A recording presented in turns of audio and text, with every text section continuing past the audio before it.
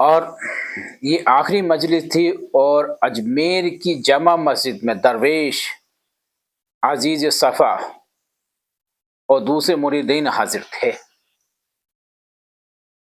بات ملک الموت کے بارے میں شروع ہوئی۔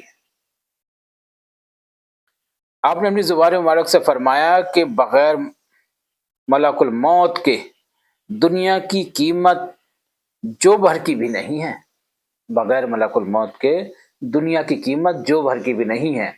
یعنی ملک الموت جو ہے وہ سب کچھ ہے، اور ملک الموت جو ہے اصل اور نقل، اس کی قیمت بتا دیتی ہے انشاءاللہ تعالی۔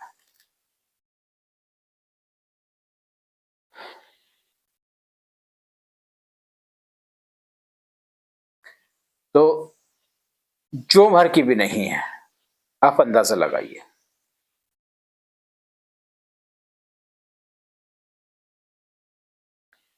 پوچھا کیوں نہیں ہے جو بھر کی؟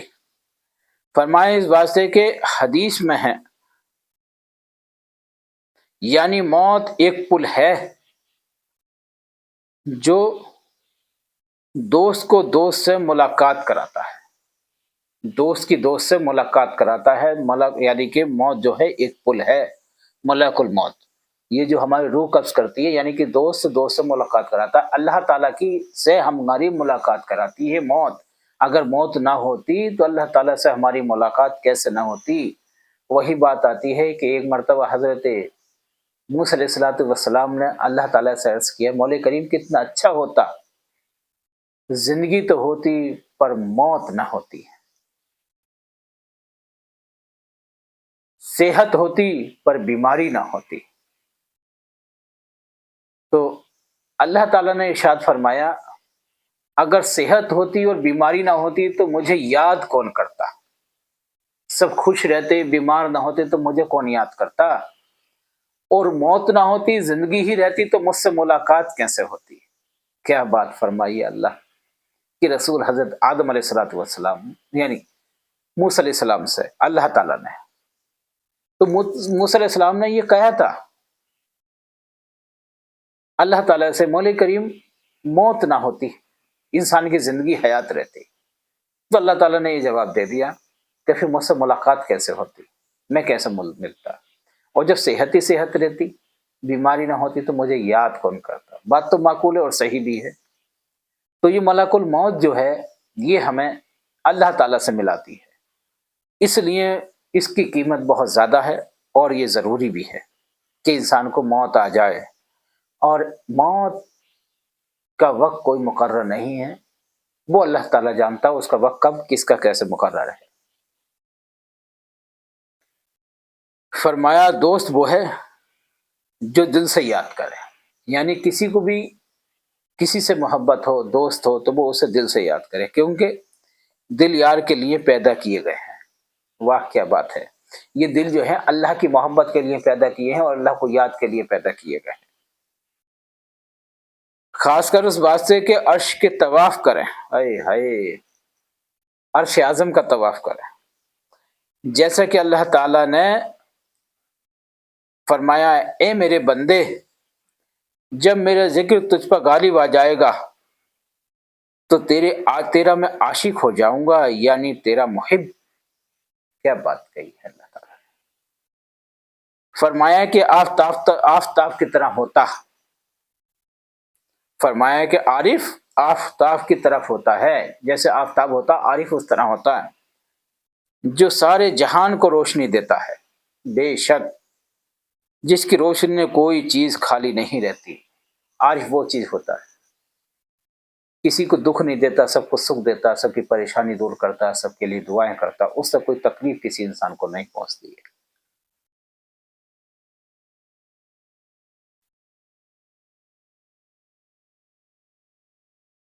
اب آقا نے فرمایا ہے کہ اس جگر کا لایا گیا ہے، یعنی کہ ہمیں اس جگر کا لایا گیا کہ ہمارا مدفون یہاں ہوگا، ہم چند ہی روز میں اس جہان سے سفر کر جائیں گے۔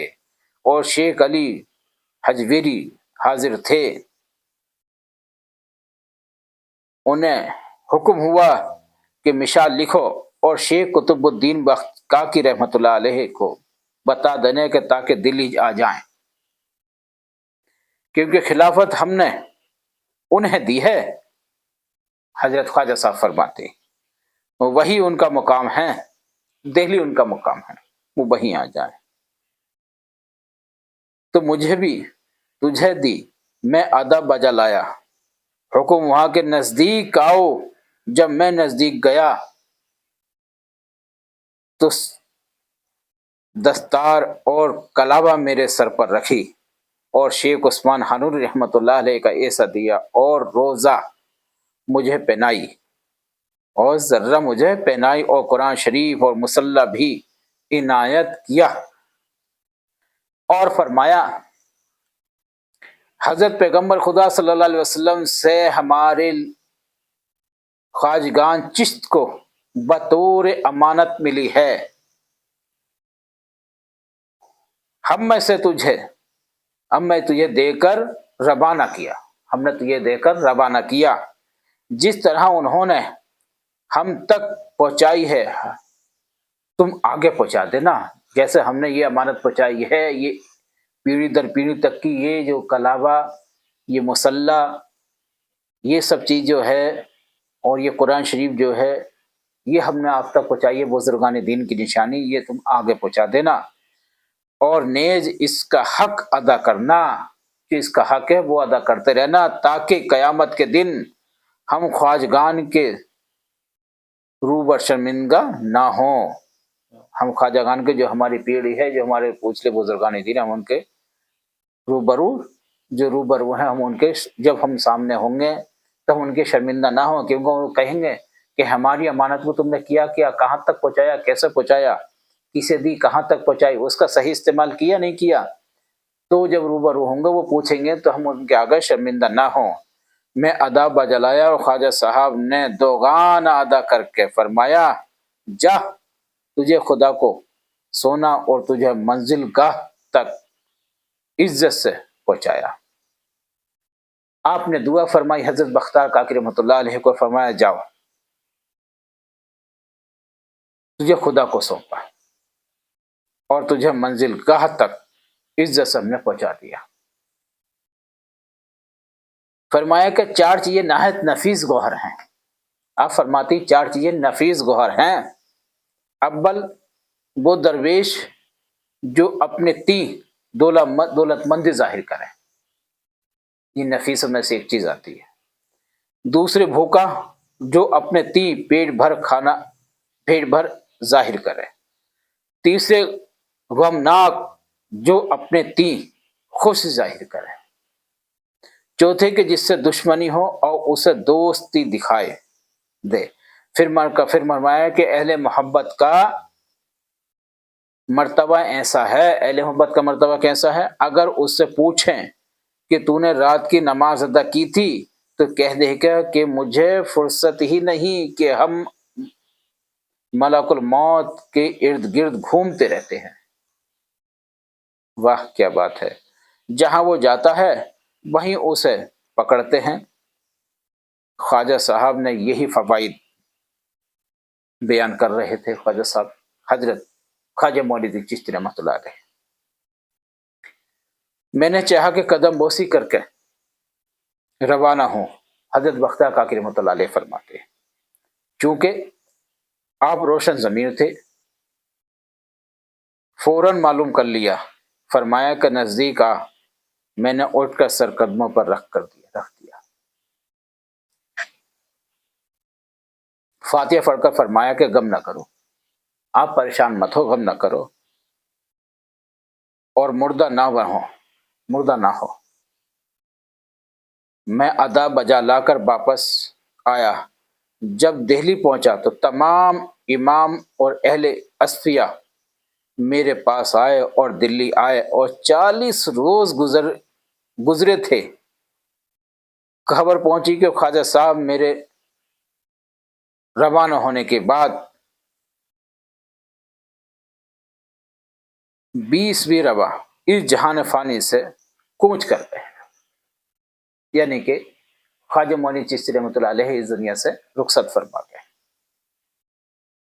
इसी रात दिल خراب مصلی پر بیٹھ کر سو گیا کہ کیا دیکھا کہ خواجہ صاحب عرش کی یعنی کہ عرش کی زمین پر کھڑے،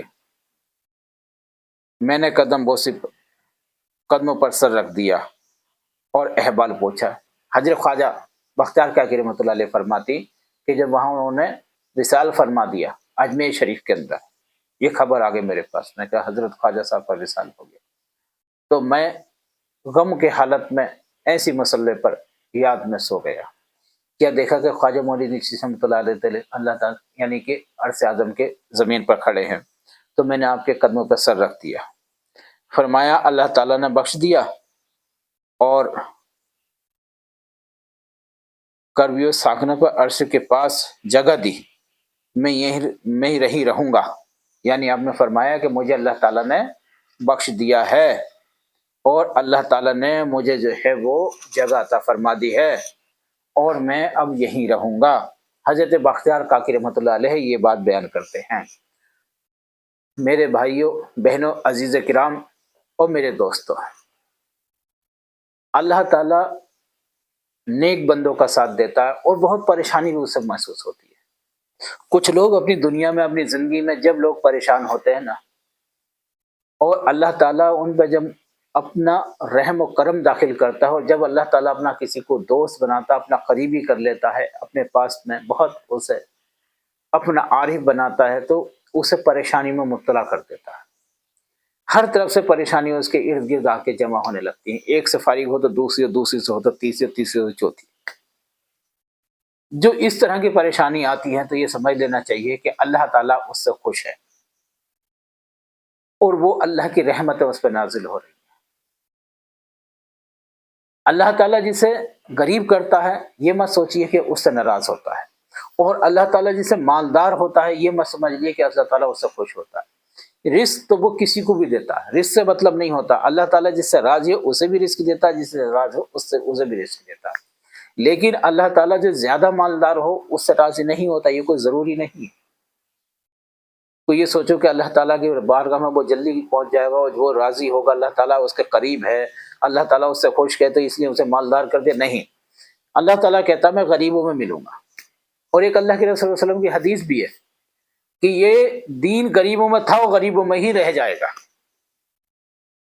کچھ صحابہ کرام اللہ کے رسول صلی اللہ علیہ وسلم کے زیادہ غریب بھی تھے اور قریب بھی تھے، تو بڑے بڑے کفار قریش نے جو بہت پیسے والے عزت والے تھے اور اللہ تعالیٰ سے اللہ کے رسول صلی اللہ علیہ وسلم سے فرمایا تھا کہ اللہ کے رسول صلی اللہ علیہ وسلم ان تم غریب لوگوں کو ہٹاؤ اور انہیں اپنے پاس سے ہٹا دیجیے،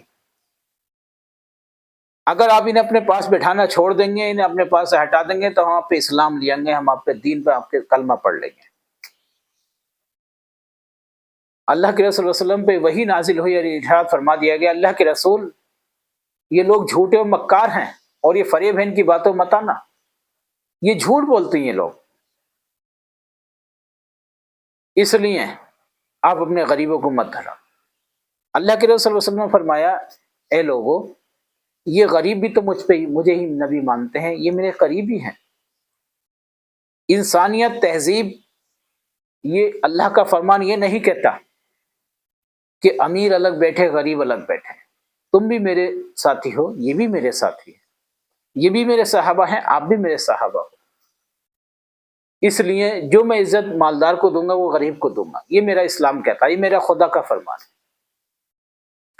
تو کہنے کا مقصد یہ ہے کہ جب انسان پہ پریشانی آتی ہے اور ان پریشانیوں کو برداشت کرنے کے بعد اللہ کا شکر ادا کرتا ہے، اللہ پہ توکل کرتا ہے، تو اللہ اسے اپنا قریبی بنا دیتا ہے۔ اور انسان کبھی یہ نہ سوچے اور پریشان نہ ہو کہ صاحب اللہ تعالیٰ نے مجھے اتنا پریشان کر دیا، مجھ سے کیا غلطی تھی، مجھ سے کیا گستاخی ہو گئی، یہ سب مسائل ہیں۔ ہاں ٹھیک ہے، اللہ سے توبہ کرے، دعا کرے، اللہ تعالیٰ اس کی بلاؤں سے محفوظ کرے، ان سے اللہ تعالیٰ زیادہ امتحان نہ لے، کیونکہ انسان جو ہے زیادہ امتحان کے لائق نہ ہے، انسان حقیر ہے، ناچیز ہے، گناہ گار ہے، خطا کار ہے، اللہ کے امتحان میں کہاں انسان شامل ہو پائے گا، کہاں اس کا برداشت کر پائے گا۔ یہ اس کی رضا ہے کہ ہم ناچیز حقیر کو اس نے اللہ کے رسول صلی اللہ علیہ وسلم کو امتی بنا دیا، لیکن کچھ لوگ اپنی قسمت کو، اپنے آپ کو دوش دیتے ہیں، اپنے آپ کو کوستے بھی ہیں کہ ہم اسی لائق ہے، ہماری زندگی ایسی ہے. تو میری ان سے خاص طور سے گزارش ہے، اپنے آپ کو کبھی نہ کوسیں، اپنے آپ کو کبھی تہمت نہ دیں. ہر حال میں اللہ کا شکر ادا کریں. پریشانی آئے تب بھی شکر ادا کریں، نہ آئے تب بھی شکر ادا کریں، بھوکے رہیں تب بھی شکر ادا کریں، اور کھانا ملے تب بھی شکر ادا کریں. یہ اللہ کی کوئی فرمان ہے، یہ اللہ کا کوئی مسائل ہے جو اس نے ہمارے پر بھیجے ہیں. تو خوشی کو بھی اپنے پاس سنبھال کر رکھیں اور غم کو بھی اپنے پاس سنبھال کر رکھیں، لیکن اللہ سے دعا برقرار کرتے جائیں. کیا معلوم کب کس کی دعا اللہ تعالیٰ میں ہماری کون سی دعا اللہ اپنی بارگاہ میں قبول مقبول کرنا. امید ہے یہ بات ہماری آپ کو اچھی لگی. انشاءاللہ ہم پھر ایک نئی مزید ویڈیو کے ساتھ، نئی مسائل اور نئی صوفیہ کرام کے ساتھ، صوفیہ کرام کی باتوں کے ساتھ انشاءاللہ پھر ہم آپ اپنی خدمت میں حاضر ہوتے ہیں. جب تک کے لیے اللہ حافظ.